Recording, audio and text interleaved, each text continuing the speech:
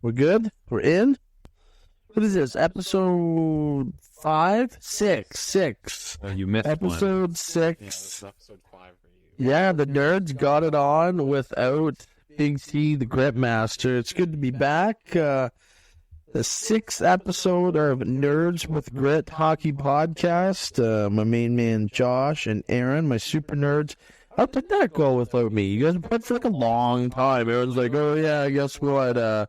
Guess how long we went? I'm like, I don't know. He's like an hour, like a half. I'm like, oh, perfect. Total nerd alert. Yeah. We were like, beforehand, we were like, yeah, I think we can make this like a really short episode there, maybe like 40 minutes kind of thing.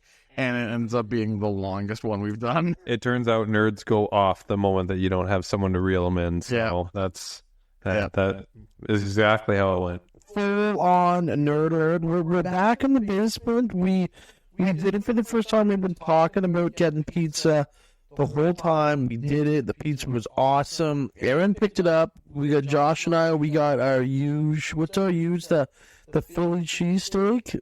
It was unreal. Absolutely unreal. And what's the other one we got? It was a barbecue chicken. The barbecue chicken. I mean, that was good too. I'm full. I think I ate 9 slices. And I still only paid a third, everybody. So, This guy gets bang for his buck. And I should have Canadian Dry. What is that? Canadian Dry. That is raspberry lemonade ginger ale. It's unbelievable. Pretty good, yeah. The thing is calling it fire, right? Fire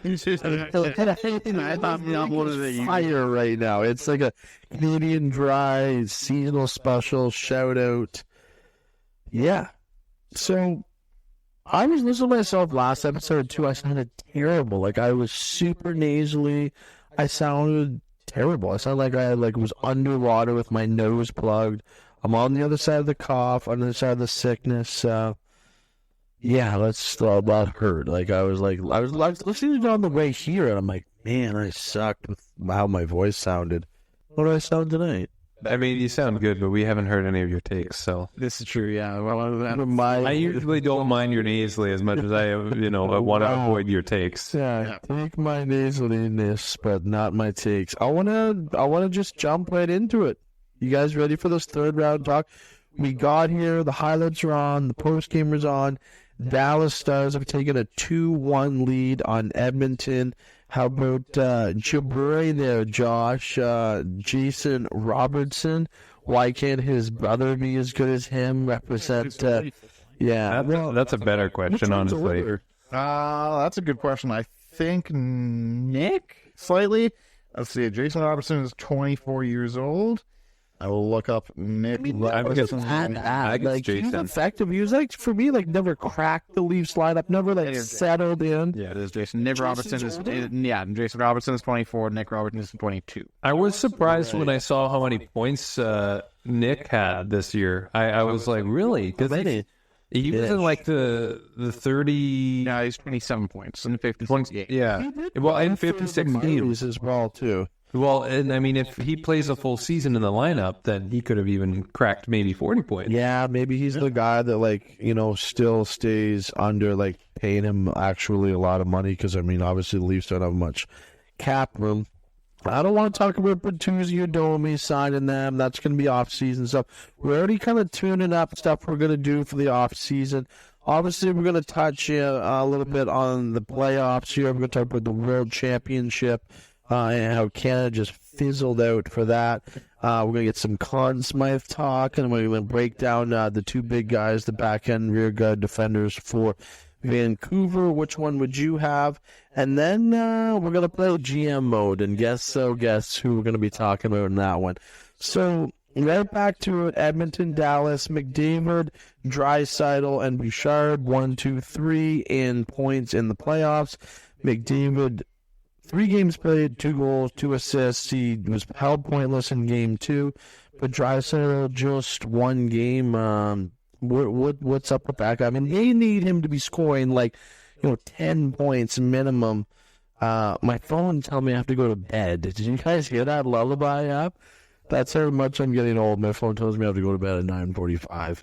Well, I mean, you called for us to be here for 8:30, and we were chatting for a bit, eating for a bit, and I mean, yeah, Good for, I might go to bed pretty quick here, but... weird. Josh has got his Shane Doan. Like, we're just getting into this. We can't go too long, though. We always say that. Yeah, do. And you guys went an hour and a half last time. Like, my goodness.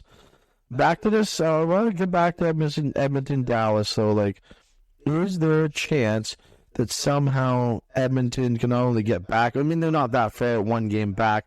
They won the first game, but then Dallas has taken the last 2. Is Edmonton going to come out of the West? Like, that's a very serious question, and I want to know yes or no why. Josh, you go. Go with your sweet bandana Shane Doan haircut. No, they will not. Dallas is a much better team than Edmonton. I discussed it in the last episode, which is not out just yet, but should come out before this one, so if you listen to them in order, it'll make sense. Yeah, but I don't know that. Don't play that captain. I'm trying to increase our viewership on our episode. Oh, yeah. Wow. No, Dallas is the better team. The Oilers, again, they haven't faced a tough well, I shouldn't say tough competition. Like, the Canucks were fine, and the Kings... Quentin Byfield. Byfield is great. Where are we on Byfield? No, Byfield did fine. Sorry, you about Quentin Byfield. Okay, anyways, continue on. No, Dallas is a way better team. They've been doing this for a while now. They've beaten them the few years in a row where they've gone on deep runs here. And they have an actual good goalie in net. This is the first time the Oilers are facing a star NHL goalie, and I think they are not ready. I gotta say that with Edmonton, while their team defense may have improved under Chris Knobloch, there are still moments. I think that's what's important is in games, when you have moments or lapses, and all of a sudden Wyatt Johnson's wide open on the side of the net, and there's 4 guys not looking at him. Like, it's just moments like that where it's like, I don't see Edmonton could take it to 6 or 7 games with just the star power they have, but in order to realistically, in order to make it far, make it deep, make it to the finals, they're gonna have to eliminate those, because that's what costs them against Dallas, who, with how deep they are, and that could be any of the Dallas forwards, and they're putting that in the back of the net. It doesn't have to be Wyatt Johnson. It could be a lot of them. A lot of them are talented enough to bury it. So, especially when it's Jason Robertson at the side of the net, putting it through Stuart Skinner. I'm just going off on highlights that I saw and it's not all completely Skinner, but he certainly in the last game did not give them a chance to win. 17 saves, 5 goals against. I mean, it's 4 goals against. Oh, empty netter. My bad. I'm staring right at it, so it's easy for me to know that. That little tuck the side of that there by Robinson tonight, though, that was weak. That's like unacceptable. Can't go in. Big goaltender. Know your post. Just hold on to that post. That can't go. So just to cover back, Josh, like you said too, I just said, he only let up in 4 goals, and tonight we did watch him put the empty netter. You were grabbing the pizza when that happened, by the way, Aaron. 2 goals in the first game that they won, 2 goals in the second game, but yeah, let up 4 goals tonight. He has been average, and they're going to need much more of an average goaltender. This Dallas team knows how to score. They know how to score in bunches, and certainly, community scoring for sure. Let's get right back to it. I got it underlined here. My boy, I know all about this guy now. Ropey Heinitz. You promise? He's doing it for the brain. Do you promise you know everything about this guy now? You've done your research? No, he's weird, actually. So he's seen him talk for the first time with him. Josh and I were watching the post game. I was like, yeah, he sounded exactly how I thought he was going to be. Some weird, Finnish player? Finnish European. He's not Canadian. Sounds like a French accent, but it's super not. Definitely not. Last 4 games, he was absent with an upper body. Comes back, gets a couple apples tonight. Like, how much better of a team are they when this guy's in live? He played with Sagan tonight, and I don't know who the other guy was. Robertson, usually. Yeah, with Robertson. Yeah, pardon me. I actually knew that. Sagan and Robertson. He certainly just makes these 2 better. keep me going on the Heinitz train. Why is this guy so valuable to the team? We heard his coach talk about it in the postgame. He's their top center. He doesn't get enough recognition, just like a Barkov does, because it's not because of the team. It's, again, the play style. He doesn't always... He's had years where he's put up points, but this guy is more for his all-round game. He's their top 200-foot, big-body centerman that takes all the tough matchups. That's probably the reason why Draisaitl's getting shut down. It's probably the reason why McDavid, outside of the first game, I haven't watched a lot of this. First game he's played this series.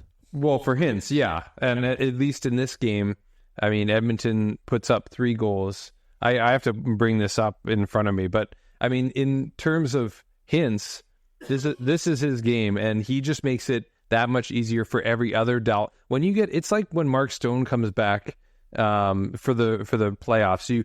Vegas battling through all these injuries, and then all of a sudden you go into playoffs, and your captain, your 200-foot player that takes all the tough matchups, just give you a breath of relief, even if you're going up against a star-studded team.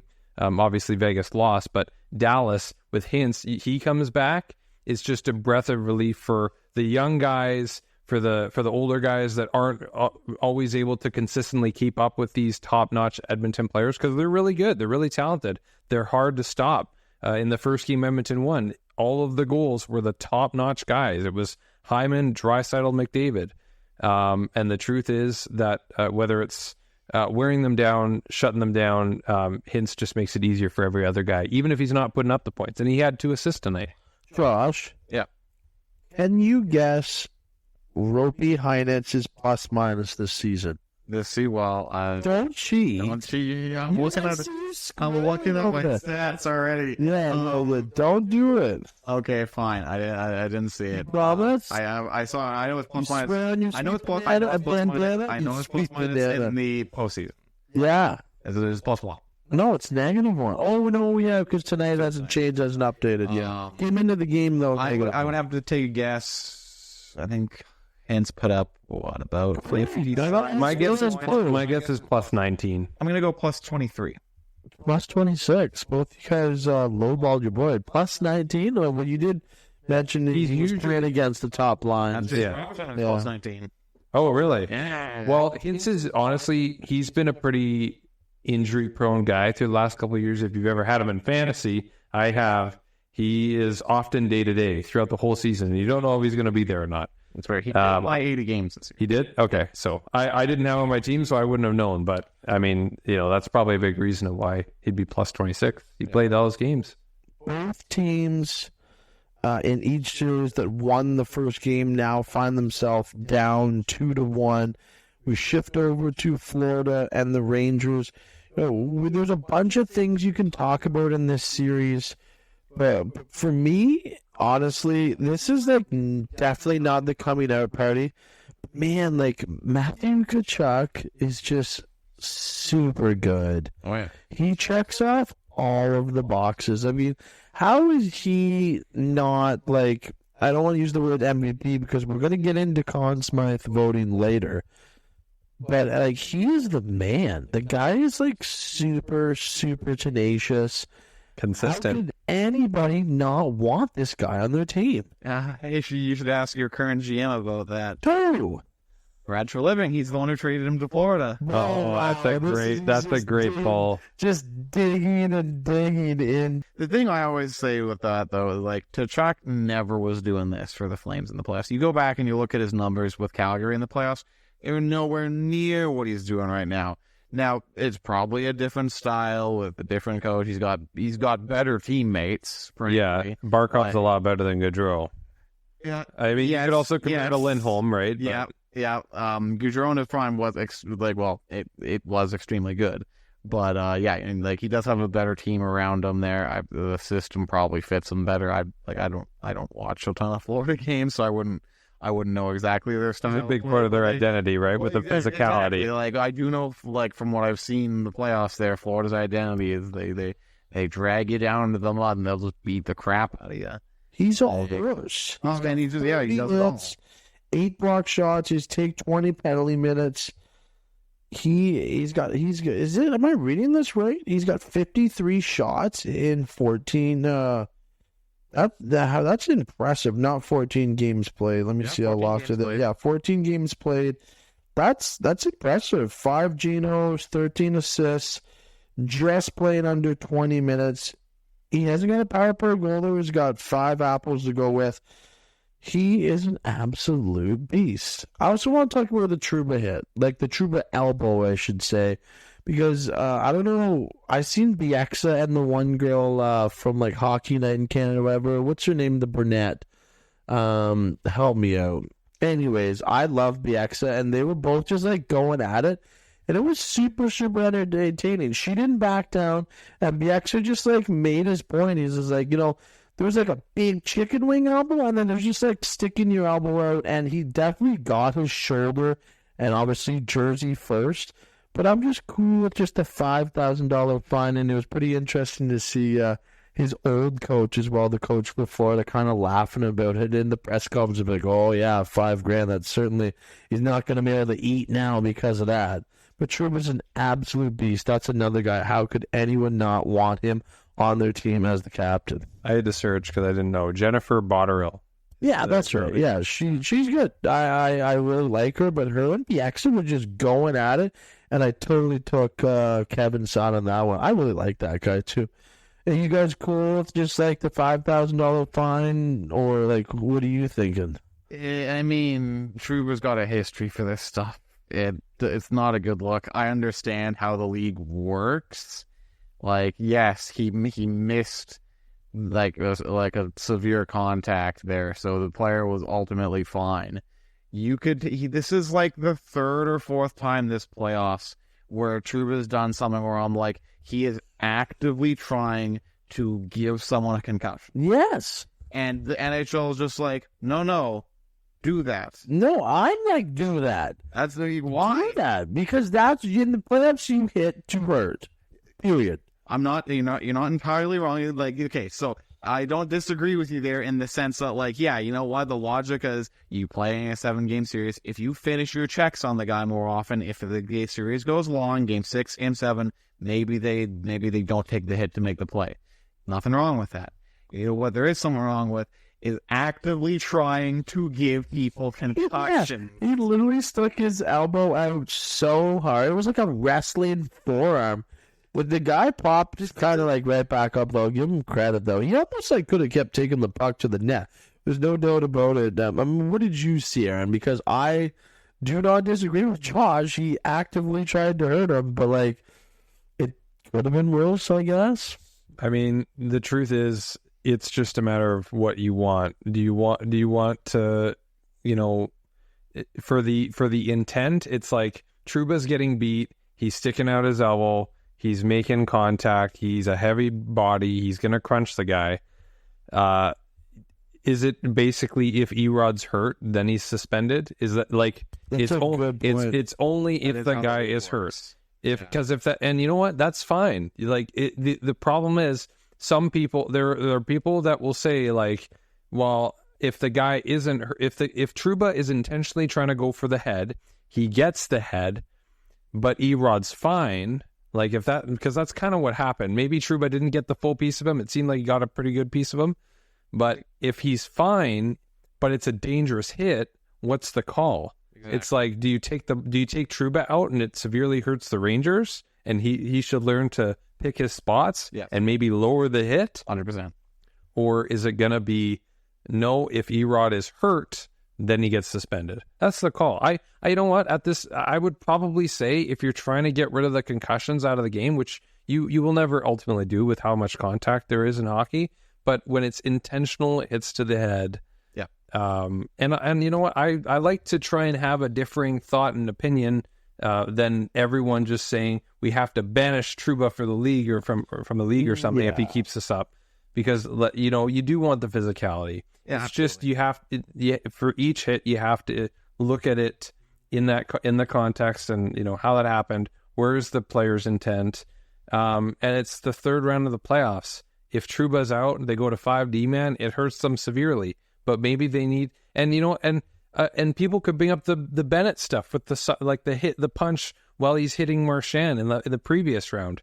It's like, well, when you're not consistent with taking out the stuff that is intentional, it's like if it looks bad enough and everyone's calling it out, there probably should be a 1-game suspension. Yeah. Because the moment that you have another thing happen, you can't call it suspension because people will go, well, wait, why didn't you have the last thing as a suspension? So it's just, again, as everyone will say, it's consistency. At this point, yeah, just fine everything until a guy gets hurt. Yeah. Because you've already set the precedent. So you have to be consistent with that.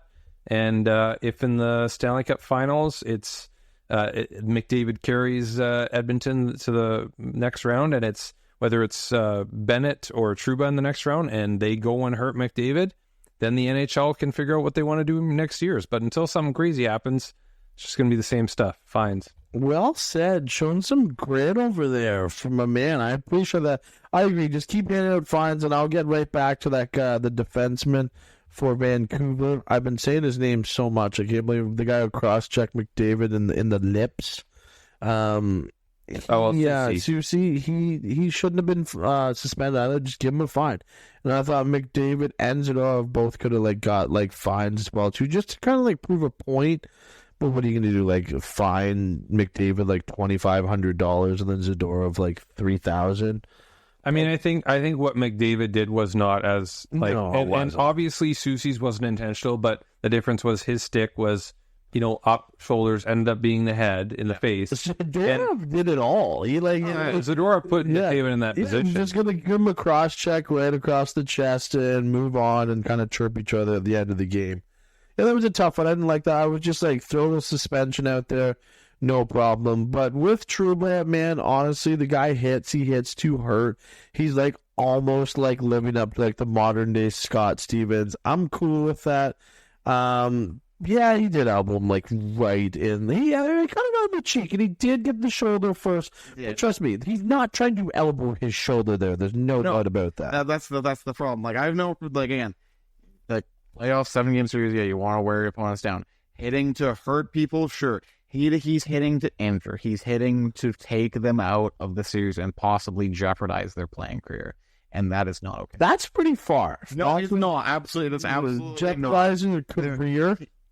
Concussions absolutely can. That's a scary thing to have happen to you there. That's one of the most serious injuries. Gary won't talk about it. Why didn't anyone fight him, though? Why didn't no one fight Trouba? Because they don't want it. They're terrified. He's a big guy. Yeah, exactly. He's a big guy. Back it up because he's going to keep elbowing people until someone fights him, and I'm sure that probably won't stop anyway. Who's going to fight him? Or who's going to fight Rempe? Who's going to fight any of them?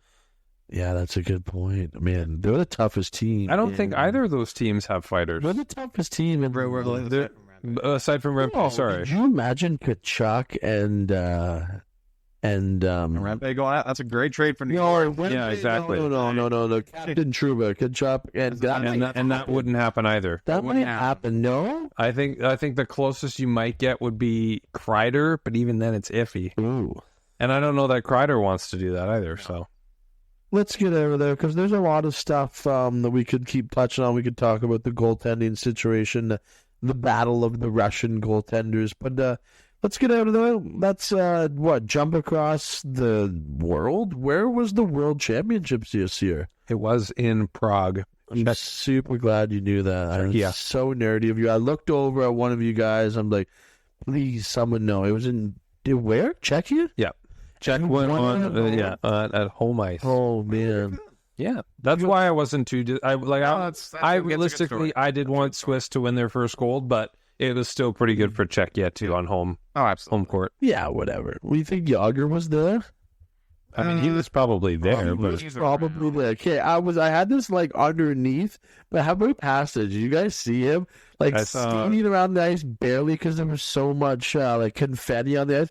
There's a huge stogie in his mouth. There's life was good for Pasternak. He could barely skate though. There was so much confetti on the ice. Yeah, I saw other clips afterwards of him drinking and hyping up crowds. They're partying right now. Yeah, Pasternak is hammered right now. Probably still. Yeah, almost certainly. So I was just whipping down those stogies. Good for them, Czechia. Blah blah blah. The weird name now.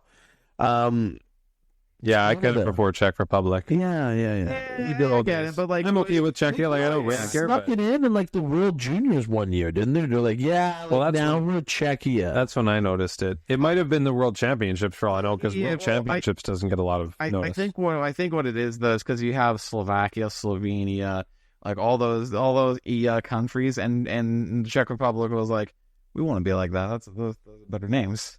we can do that. Yeah, But, exactly. So but they're better. Be the Republic, the Czech Republic. It's just different and niche, but it was different. I did like. Czechia sounds weird. I like name. I grew up with Czech Republic, so that's what I That's fair. like. That's fair.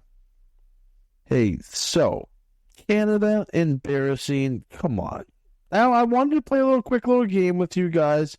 But Canada losing to Sweden in the bronze medal game, like WTF. They won golds in 2023, 2021, silver in 2022, and a silver in 2019. I'm going to give you guys the first guy, okay, the captain of the team, Johnny Tavares. Yeah. He actually was, I think, second on the team in points. Probably. I want to go until you can't go anymore, Oh, I'm not gonna do naming a player on the team. They got some sweet D, too. I want to just say really, really quickly. Let's bang through it. Don't cheat on your internet Google machine over there, Josh. Okay. Aaron, you said you could name half of them? I Josh, how many think I do you could think you name. Oh God, not Hey, many. Aaron, you have to name two to Josh's one. Josh, you start. Name one player. I said Tavares. No, I'm gonna take my cheapie there with the Flames player, Mangiapane. I know he's made the roster. I'll go with the two that I definitely know is Jordan Bennington, the starter, who is Yes. absolutely brutal. He had a lower save percentage than the Polish goalie. I'll lose sleep if someone talks about him being our goal for Canada. Yeah, that's a whole nother topic. I don't want to get into it. Jordan Bennington, you're not the guy. You can't be the guy. I'm pretty sure a lot of people either think he's amazing or he's awful. And I'm on the board He of, was like amazing for like 2 months, wasn't he? He was like probably- 3 years ago. well, He yeah. had a great run when they We won the gotta cup. keep going though. We Yeah. cannot. Okay, please go on. Look at what Jordan Bennington This would have been an hour and a half episode. If Start them out that, this week. So you got that's true. Bennington and who? and his defenseman from St. Louis, Colton Parayko. Parayko. Nice. Josh, go. Oh God. Yeah, I'm blanking here, man. You already keep doing Giannappani or whatever his name is. Mangiapane. I know that Mike got Mike. This is I didn't follow the world championship. There are names we mentioned earlier that Yeah, I figured there probably would be. You can't get Luc Pierre Dubois, the guy we yeah, talked about. yeah. That'll be yours. We'll see if I can. Oh, Connor Bedard, quit not nerding out on me over there. I didn't watch the games. You knew Bedard was there. And you knew Dylan Kaiser was there. I completely forgot. And you knew Dylan Kaiser was there. Jared McCann, shout out. They're Tanev, backup. how about Tanev? Brendan Tanev. Their backup Is he goalie. trying to get paid? Is he? No, that's Chris Tanev is trying to get paid. Oh, yeah. Cristiano played today. Okay, I got to shut this out quick, and then we can get out of here. Samuel Montembeau was their backup. Who? I just wanted to get someone else. Samuel Montembeau was their backup. Nice. That's a The good starter of That's a Montreal. good pull. That's a good pull. Oh, yeah, number 50. Yeah, I guess. Yeah, I don't know his number 50. jersey number. Well, let's see what he is on here. Oh, he can't be 50 because that's what Bennington is. Oh my gosh. Okay, Montembeau anyway, wanted to be shout like out to Bennington. the D, young guys, potential, like, actual team. Oh, did Canada Owen golf Power on the way. Yeah, he did. Oh, there we go. That's a good one. Bowen, Byram, Michael Bunting. I'm not going to go through all of them. Who is this? Read that. Oh my gosh, you don't know who Caden Gooley is? Get over yourself. No, you know what? I'll give him a pass on that one. I know of him. I don't. He's a. And Glenn Parego. Yeah. Yeah. Let's get out of here. I'm done with these guys. Canada honestly can't even He's not medal. said yet. No. Brutal. I thought they even had like a half decent team. Sometimes they like really send nobodies, but I don't know.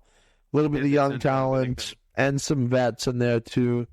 Mangiapane probably did absolutely nothing. He's probably a healthy scratch. Maybe. Well, if there's anything I know, it's that if Pierre-Luc Dubois was getting top power play minutes over Bedard, Mangiapane was probably getting those minutes too. Is that it? Yes, sir. If there's anything we know for sure, it is definitely, we confirmed before, David Pastrnak is still under the influence of something. Yeah, and good for him. Whatever. Guy's a winner. I'm ready to jump into it. I don't want to catch you guys off guard. You guys got your laptop in front of you. Now you can pull up any information. This is a good one. When I said we want to talk about this, our eyes all kind of lit up. I'm going to let Aaron go first, and we are going to vote right now one player who we think at this point or even potentially is going to or could or should win the Conn Smythe. Open it up. We'll try to get in there all together as well, too. But Aaron, you go first. Who is your one player that you think should and could win the Conn Smythe? Well, I think considering his long-time impact and even how his teammates speak of him, I'm going to go, and especially because I know who you're going to pick, Josh, I'm going to pick one guy from Florida, Alexander Barkov. When Tkachuk got there, when Reinhart got there, everyone talks about this guy. Like I thought maybe Verhaeghe, but the truth is, with the way his teammates talk about him and with potentially who they could play, I don't see how Barkov, he's going to, I think he'll be him or another guy. Yeah. We'll say that. So, or another guy. Get mentioned here very shortly. I wouldn't be so. Yeah. You going to the Florida guy too? Oh, my turn?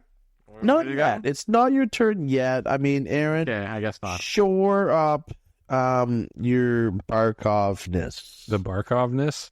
Well, last year he didn't have quite the statistical, like the offensive numbers, like regular season stuff. No. I'm talking because we're talking about his playoff impact. Yeah, I got him here. Well, I don't have him yet. I got him here. Last year playoffs, 21 games, 5 goals, 11 assists. Played 22 minutes a game though. That's huge. Only 3 power play points. Not a goal was one of them. Yeah, so like he kind of wasn't like that crazy. He wasn't like the lights out guy, and now this year he's quietly putting up 15 points in 14 games, and he's still a beast defensively. He's doing. He will. Sorry, no, you go. He will always be mainly known for his defensive numbers. Now, to be fair, a big part of that is probably his line mates, because last year I don't think he was playing with Reinhart. I think they had him on separate lines. So him, Reinhart, and I think he's with Verhaeghe as well. That's a great line. Yeah. And I mean, realistically, Verhaeghe can get it. Reinhardt's they're great. They're probably the best line in the NHL right now. There's definitely different arguments, but right now at this moment, I could definitely see Barkov. He's already doubled his power play points. He's got 5 power play. Oh, sorry. I said that wrong. He's got 1 power play goal and 4 assists, so he's one away. Last week, just had 3 assists on the power play. Power play is huge. It's absolutely huge. How about this face-off winning percentage, though? 55.4. I don't have it on hand, but that has got to be up there for playoff. Probably. I would make sense. 7 face-off percentage wins. It's got to be 55 in the playoffs when he's going up against the other teams, either top players or top face-off guys. Yeah. In the important moments. So Josh, Barkov plays big time. No, don't tell me. I'm asking you. How old do you think Barkov is? Barkov, 28. Yeah, you cheater. I'm not a cheater. No, I don't believe you, you nerd. But no, I was going to say with Barkov, though, with him, he's just doing the Barkov. Wow. This will impress me. People noticing. What pick did he get picked in the first round 2013? I could tell you, but you should. You would just look on IMDb or whatever. I didn't even look at that. I could have told you that. I couldn't tell you everybody that went around him that draft, because that was the first draft I was really involved in. If we had more time, we'd maybe just get the shovel and dig into that. He went 2nd overall, Josh. That's in I saw a number on that stat page. I'm like, that good. Someone knew he was that good that long ago. Yeah, this guy might be if they win a cup or 2-ish, he's the captain along the way. Uh-huh. This guy might be like running himself a nice, quiet little Hall of Fame career. 100%. But who in their right mind could tell me that A, they would ever buy a Barkov jersey, and B, get to watch him actually play. Like, he's like one of those guys on one of those teams. Even if you are watching him, you're like not watching him like a hawk. Like okay, who's better, pound for pound? Barkov, who was in his prime, or Anze Kopitar in his prime? Wow, they're both really good. That's actually a good question. I mean, We don't even have that much time. I'm like teeing up really good questions. Yeah. For you guys, we can't talk about that much. Yeah, exactly. It's Just pretty hit me even. with it. Pick one right now. Kopitar. Aaron. I mean, Kopitar has the 2 cups. I'm going to say Barkov. I'm just more of a Barkov fan, but total respect to Kopitar. Like, it's basically 50-50, I think. I think they're almost identical. Kopitar never got a Conn Smythe. Did he quick picked one up? Quick, and they go to Dowdy. Was it Williams, maybe? Yeah, it was something like, I With think his it was clutch something goals? like slippery. That's a good one. I'm surprised you guys don't know that. I'm not a Kingston. Well, Quick was definitely one of them. Barkov, Conn Smythe vote, the Cerebro assassin just flying under the radar perhaps a little bit. I like that. I appreciate that. Is it going to be sexy enough for the league, though, to pick a guy like him? Maybe. Yeah. Maybe not. Sure. Yeah, but I don't. That was kind of a weird comment anyways, because the league doesn't always think like that. Josh, I know you've had some time to think about it. You and your sweet red Shane Doan jersey. He knew what he's... Oh, yeah. No, I know, but you got some ammo, though. Hit me and what do you think? Well, we already talked about him a bunch on this episode. It's my boy, Matt Tkachuk. Basically every point that we brought up earlier, just recycle it. He's like 5 goals, 13 assists, 18 points in 14 games played. He is playing incredible. I mean, it's probably what happens when you're out playing with a broken everything. I think he had a sternum injury, right? He couldn't move. He Brady had to help him get dressed by the end of that series there. Who was helping you get dressed? Last year. His brother was helping him get dressed. What do you mean? Brady Tkachuk was in helping Matthew get dressed? Yes, because he couldn't that's how tie up your skates, bro. I think he was just helping him put normal clothes on. Like his shin pads? Or like he's just helping him get his street clothes on? Yeah, that. Like he was both. it could have been both, honestly. But his Tkachuk didn't play in the last game. Do like a segment on that? Because it's the NHL and they don't tell you about the injuries. And stuff in. Yeah, you would come out afterwards, obviously. Yeah, that's what it did. And then that's why Josh knows. That's how I know. On his gear. Yeah, no.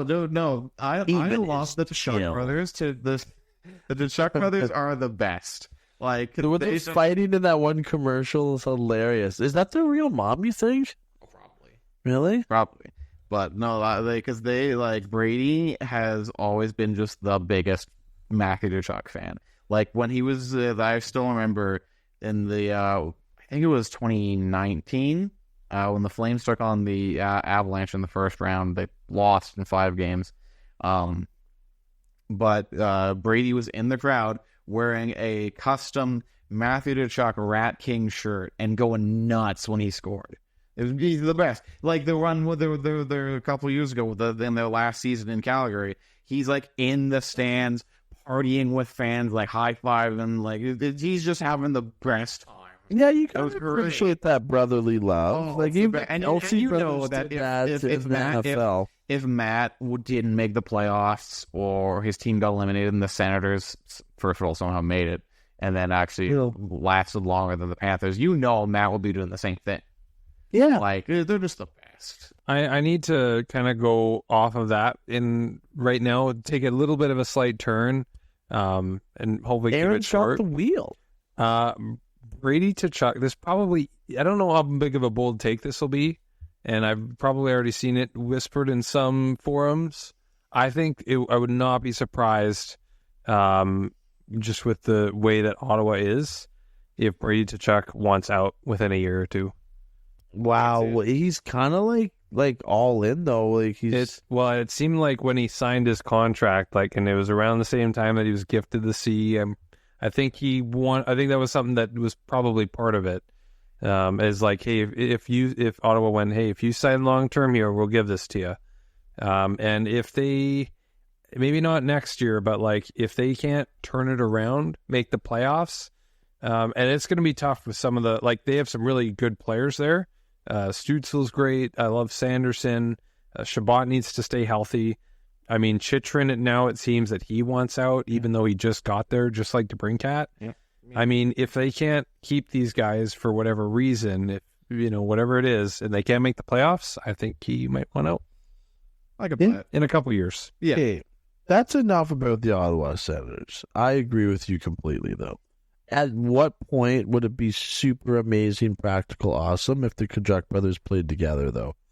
Like, They'd win the cup. They'd win the cup. They would win the cup. Beat literally American the other teams down to win the cup. They would. You just get punched into oblivion. Yeah, and then they'd trade for Trouba. Yeah.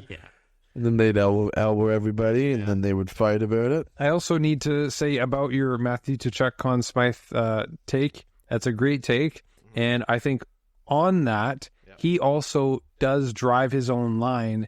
It's true. He has Sam Bennett and I believe Nick. Actually, no, I just realized Tarasenko is in that top six now, so it's not Nick Cousins anymore. So he might have Verhaeghe on his line now.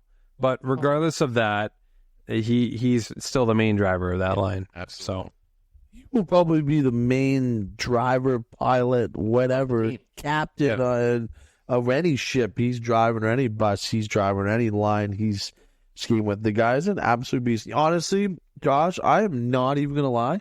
That was my pick. And as soon as you said it, I was like, okay. Time to move on. And I'm going captain, obviously. I'm just going to say Connor McDavid. That's fair. If Edmonton, because I said practical, and I've used a whole bunch of other like words leading into potential future stuff. And if Edmonton's going to win, it's going to be Connor McDavid that wins the Conn Smythe, and obviously Draisaitl will like be right there, right beside him. In the history of the Conn Smythe, there's never been two people to win it, right? That'd be like weird. No, there's been guys that have won it on losing teams, but not. Oh, can you name them? Oh, I know J.S. Shagir. Yeah, we ran at that one. Yeah. Is there anyone else? A couple. There's not many. I think there's like 2 or 3. That was like one of the ultimate coming out parties for any player, let alone definitely any goaltender in the postseason. So, McDavid, I mean, for me, it's just like super easy to say and suggest. It's super obvious. But what I'm banking on saying that is Edmonton's going to win the cup. I mean, they have 1 in 4 chances to do so. They're down 2-1 now currently to Edmonton. I like this. We're down in Josh's basement, got the sweet big screen. Josh, how big is this TV? 65-inch. Yeah, it's like a super sweet TV. This is where I was like envisioned the podcast down here, straight chilling, munching down Ricardo's. But if it's gonna be Edmonton, it's got to be Connor McDavid, and this could be like he could win like 3 of these, right? Like he could. And is there any other player in the league that we could be like, yeah, he could win 3 by the end where it's all done? Like Bedard, obviously, like not yet. McKinnon is definitely there just because they are such a contender. You feel like with like Edmonton having McDavid, they're always gonna and should be contenders, but like the Abs with their team are just gonna be contenders for at least another like 5 to 7 years. So McDavid's my guy. He's obviously Draisaitl's the only guy in front of him who has more points. But why not Connor McDavid? He's got 23 points. Draisaitl. Actually, this is probably not updated. I've been going off these all night. So he got 2 points tonight. So potentially he is tied with Draisaitl. I don't know. I could have put myself on the spot there, though. So I do have the 5 names. 5. Wow. Yeah, they were Roger Crozier. Yeah. Who's that? Well, 1966. Okay, keep going. Yeah. So just bang them these off were here. these were all goalies. 1966 for the Red Wings. All goalies. Yeah, Roger sense. Crozier. In 1968, Glenn Hall for the St. Louis Blues.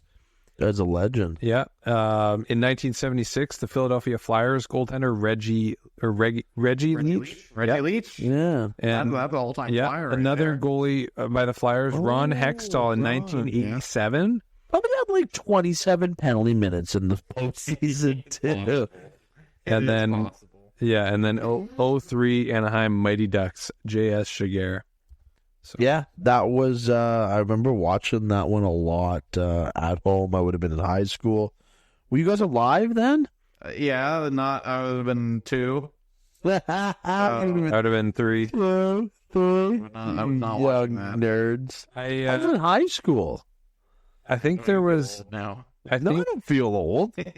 there was a buddy of mine who loves watching old playoff mashups, and I think one year I was like, only because I know how boring it is. Like in the last year, I was like, let's watch Anaheim, New Jersey, and it was just like, the game 7 I think was 1-0 for New Jersey, and I was like, I was just like trying to look for the one goal. I'm like, what kind of goal was it? Like, how greasy was it? And Okay, hold on. 1-0. You talk about it.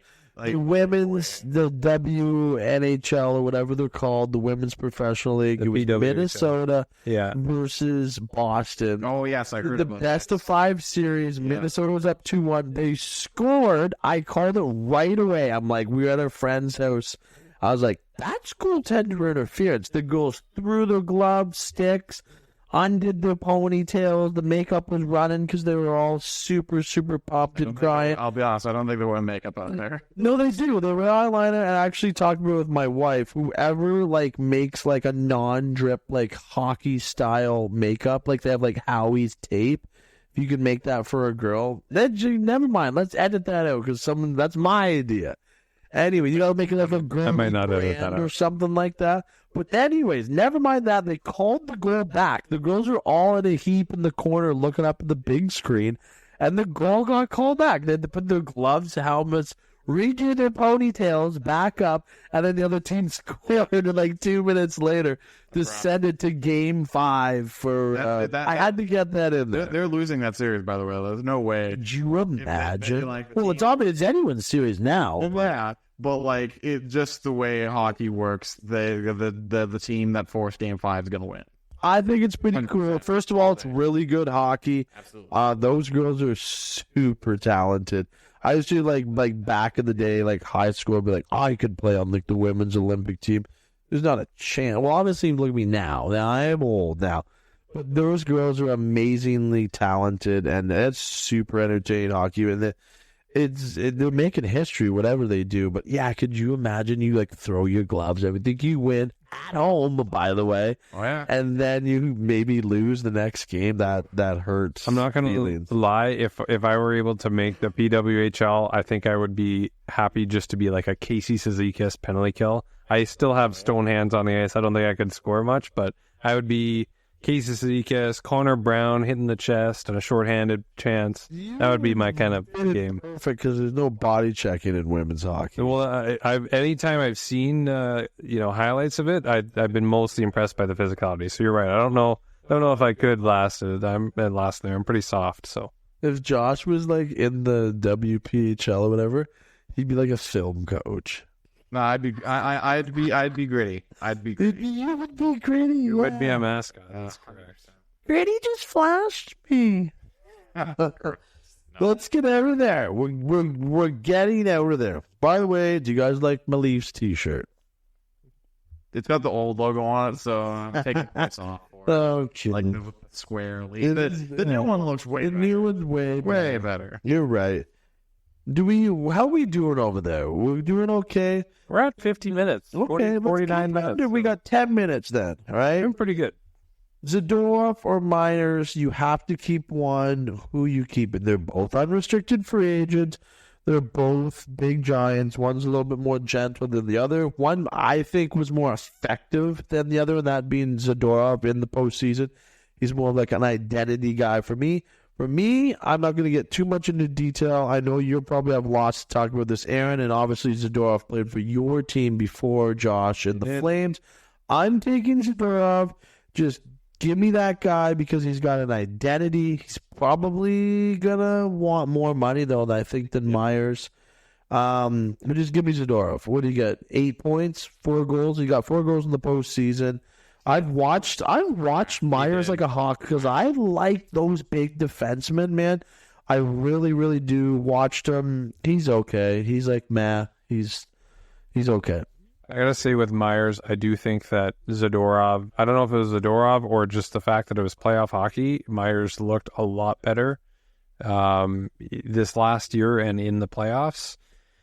It's going to be a cap question. I mean, if there's no cap, if you could sign them to whatever, or if they're making the same amount, I think Zadorov is exactly what you want.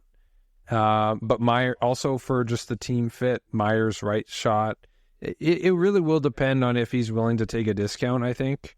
On the open market at 1 or 2 years, is he a $4 million guy? Would he be willing to take 2? Because he's got a home in Kelowna. 2. Or 2.5. I think the ballpark for him at his age and time, and maybe it'll have to be a 2 or 3 year deal. I think 2.5 to like 3, and I think 3 is reasonable. And if you're going higher than that, then you might want to consider investing in a guy like Zadorov. But if it's getting close to $6 million at 4 years, or if it's a 6 or 7 year deal at 5 or 4.5, I just don't know that you can give that to Zadorov, even with the cap going up. Josh, how old do you think Tyler Myers is? How old do I think Tyler Myers is? This one. Yeah, I would say he's about 33. 34.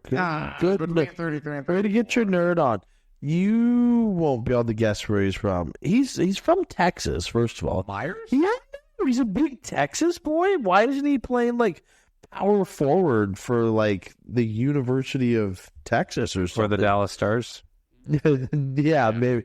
No, like the guy's 6'8". We all knew that. Never mind, he got drafted 12th overall by the Sabres. He lived there for a while too. Josh, he's from. I've asked you where do you think? There's only a few options, but like, did you know he's from Houston, Texas, I did not. dude? No. I did not know that. That kind of changes like how I feel about the guy. I wonder if the guy was like a tight end at all or anything like that. Wonder if he played any high school football. I had no clue. Why does he own a place in Kelowna? Oh, because he played for the Kelowna Rockets? Rockets, yeah. Yeah, I knew that. Tyler Myers. So, do you landed on Zadorov, though? No, I land on Myers. Sorry. Yeah, I it's was more digging into more my of a phone there. more of a cap thing for me. Really? Because you just think Zadorov's just going to get paid? Well, I mean, gosh, even if it's tough. Like I pay someone that much money though that got 6 goals and 14 to 20 points. The problem is like it's so hard when it's like the question of do you pay a guy 20 points? He's a huge impact in their playoffs, and I mean, yeah, you could argue he's their top defenseman even. But the problem is, if you act like he's your top D man, then, well, crap, just give him 8 years, $8 million then, right? And then you have another Darnell Nurse. So that's the thing is the teams that, and I think the management knows what the number for him is, and they're going to either figure out that it works or it won't. And I mean, that's a big question with even a guy like Hronek and him being an RFA, and they have a lot of question marks where it's like a lot of guys played really well this year, and they're going to only be able to keep a couple of them, and they're going to try and see if they can fit them. Josh, you might have it up on your laptop there. How old do you think Zadorov is? Zadorov, I think is like 29. Yeah, he's 29. Did you know he also got drafted by the Buffalo Sabres in the first round? Yep. So I don't know if this guy's a late bloomer or if they just like seen him for what he is. Please help me understand. Are you picking Zadorov? Probably. Well, so with Zadorov a little bit, he bounced around, I think, for a bit at the beginning. Like he played with Colorado and then Chicago and then Colorado again, then went to Calgary. I think Calgary is where he like came out and actually started playing well. I would agree. And I think that actually is one of the few things Daryl Sutter actually did a very good job of, is like with the system he implemented, it allowed him and Eric Goodbranson of all people to be actually a pretty good third pair. And he was like a pretty solid third pairing defenseman for Calgary. Zadorov is one of those guys where he'll have moments where you just go, what the heck are you doing? You just cost us 2 goals in this game. And then he'll have moments where he goes on a breakaway and, like, scores. Like, he'll just do right out of nowhere. He'll just be like, all right, I'm going to go have, a really high danger chance now. And you just don't really know what you're getting with him, I think. So I would love for a team to go out and pay him a ton of money for a ton of term, because that's probably not the best decision, if I'm being honest. I think Zadorov has the higher ceiling, but Myers is probably more reliable. I would think he probably has the higher floor. Well, the age just got to factor in. Factor in for sure. Like, yeah, I'd be a little. Well, I wouldn't want to give either of these guys a long term. Let's put it this way: like, Myers is going to play into a new contract at 34. Yeah, Zadorov's probably not. Like, when Zadorov's 34, I feel like the game and the speed will probably just to, like, pass him by and be like, hey man, like, you came into the NHL young, you played young, and you whatever-ish. Like, you obviously that was bad, not whatever-ish. What I was getting at is, like, you never put up 25 points. I think 22 or 23 is the most he put up the 1 year for Calgary. I was just looking at it. Yeah, I was gonna say, he had a good season in Calgary. Guy, like, what's Zadorov want? The number, the rumor number is 5 to 6 million, and I think if it goes lower number, if it's like 5, then it's like term. So my guess is 6 years, maybe. Man. Yeah, he's not. Don't do it. Anyway. I think that's it. I love there him, might be a though. team that does 7. Like, there are some guys that have gotten 7 years, and you go, but I think this year, I think he gets 5 or 6 years for sure at 5 million. I do love him though, but like, I think that's minimum, or I think that's what we're gonna see. Zadorov, a guy. Will we living in? Never mind Zadorov, a guy that scores like 22 points, 23 points. Is that the most, Josh? Yeah, his highest point total was 22 points, 72 games in 2021-2022 with the Flames. Yeah, like, come on. Better. Let's just, and he's 29. Let's just get you $3.5 million for 4 or 5 years. He's not going to pay a cut. He was making 3.75 this year. So yeah, you're right. It can't go down. It's I will give you the number. Give me. I do 4.20. I will give you the. I will tell you right now. If, like, where I see him, like, realistically, you want him as your 5. Yeah, he's probably thinking he's. I mean, he thinks he's confident enough that he can be one of their top D-men on the team. He's hoping for 3 or 4 money, or strong 4. Yeah. I think I would be comfortable enough, and it might be still high for some people. 4.5, 5. I would really hope 5 years, but at that number, it's probably 6 years. Yeah. So I think that's the only hope. And where are we at with Myers? Like, how much is Myers? 34 years old. I would hope just 2. Just 2 years. I'd do 3. So then, if that's, so you're telling me you could potentially get both of them for like $8 million a year? Both of them gonna sign? You could get both of them for $8 million. I think there's a good shot Myers resigns. I think so. I don't want to say it's a given that he'll take a hometown discount. I'm putting quotations right now, Is he but just gonna chase that quid? Is Myers just gonna chase it? No, I mean, he had a better season this year, but the rest of his time in Vancouver. Because if he's not gonna chase it, he could go sign in like Boston. He could go sign in Boston. Well, he wouldn't sign for more in Boston. I'm thinking $2.9 million for Myers. 2.9 for 3 years in Boston. I don't think he'll do that. Doesn't that sound good? For Myers, sure. I mean, I don't like the term. Okay, well then let's say 3.5 for 2 years. Yeah, the higher number. A year. I wouldn't go more than 2 years. Man, all of a sudden I'm picturing him in a Bruins uniform and it's working. See, I would see probably Utah before Bruins because they got money to spend. They like the the big Utah D-man. Myers. The Utah powder. You've Powder. been kind of Myers. I think I'm gonna pick for this discussion. I would pick Tyler Myers mainly for one reason, because it would be really funny to me that heading into this season, if you were to tell Canucks fans, hey, we're going to bring back Tyler Myers for a few more seasons. And we're going to be excited about it. And we're going to get let Lindholm, Zadorov, and Joshua walk after all having crazy playoff runs. Philip Hronek walk. And Hronek, we're going to trade him for an underwhelming. But we're going to keep Tyler Myers. All right. Keep down the nerdiness over there, Josh. That was a very funny point. Let's get out of here. Yeah. We had one other thing we were gonna do, but we're not gonna do it. We're gonna save that for the off season because pretty much you teased it at the beginning. Yeah, that would just be. It's just gonna be fun. We're gonna set up stuff. We're gonna do those Hawk Duco. What's it called? Yes, we're gonna call it Hawk Duco. We're not gonna call it Hawk Duco. It's like whatever. We're going to do that. Maybe we'll bring in some, video content when we do that. Maybe we'll even do, a short of that. Because we had that little short going with Heinetz that did pretty good.